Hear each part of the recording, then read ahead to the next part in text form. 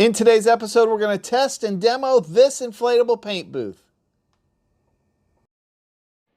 What is up, everyone? My name's Chris, and this is Garage Noise, where we teach you how to build your skill and increase your knowledge about auto body and paint repair. We also do tool and product reviews, and in this episode, we're going to talk about an inflatable paint booth.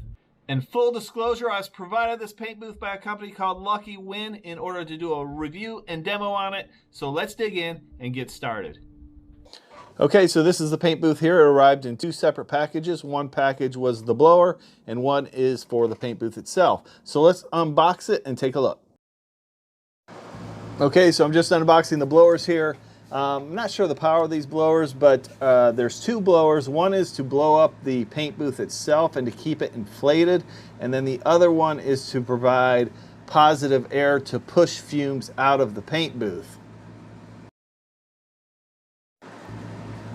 And here's a look at the instructions, basic instructions. It's not hard to set up at all, very simple. I'm just going through what they gave me here. They give you some tie downs to tie it down in case it's a windy day or something so it doesn't blow away. And then it also gives you some patch pieces to do some repairs maybe if necessary. So we decided to set this up out back of the shop in an open area. The weather was off and on today, so we wanted to hurry up and get this put up. So you just stretch it out and then you hook up the blowers to the two inlets in the front and they just tie on, and then it goes up pretty easy. It took about 3 minutes, I would say, to blow it up, and you just stretch it out as it's blowing up and make sure everything's good, and you got a portable paint booth. Okay, so today we're going to spray a hood in this paint booth. I've got it all set up, but before we start spraying, let's take a walk around it and look at some of the features of this paint booth. So on the side of this paint booth is where your hose enters. It has a flap there, and then it has tie downs for each four corners of the booth itself to help keep it secure. And then it has these filters on the side. These are the where the fumes exit the paint booth. There is a flap over there. You pull the flaps down, and that's to push the air out. Now on the front you have an access door, and then you have a larger door around the outside of the paint booth that opens up so you can pull your cars in. This paint booth is 26 by 13 by 15.